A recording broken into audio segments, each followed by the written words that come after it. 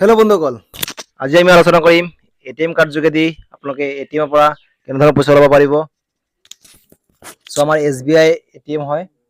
তো আমি ইয়াতে প্ৰথমে এটিএম কাৰ্ডটো ভৰাই দিছোঁ।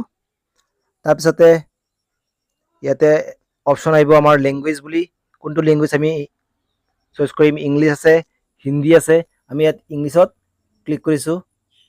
তাৰপিছত আমি পইচা উঠাম, এইকাৰণে আমি উইথড্ৰল ইয়াতে ক্লিক কৰিছোঁ। তাৰপিছত কিমান টকা উঠাম, প্লিজ এণ্টাৰ ইয়াৰ এমাউণ্ট আহিছে ইয়াত কেছ এভেইলেবল 500, 500 টকাৰ ওপৰত লাগিব, সেইকাৰণে আমি ইয়াত 500 বুলি লিখি দিছোঁ। লিখাৰ পিছত আমি ইয়াত য়েছ বটনত ক্লিক কৰিছোঁ।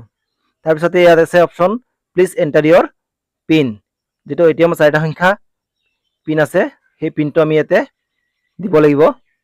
পিনটো দিয়াৰ পিছতে অলপ সময় প্ৰচেছ হ'ব। ইয়াত লিখিছে your transaction is been processed, please weight.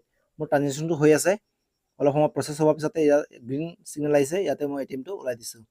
তাৰপিছতে ইয়াতে কেছটো আমি ইয়াতে পাই যাম।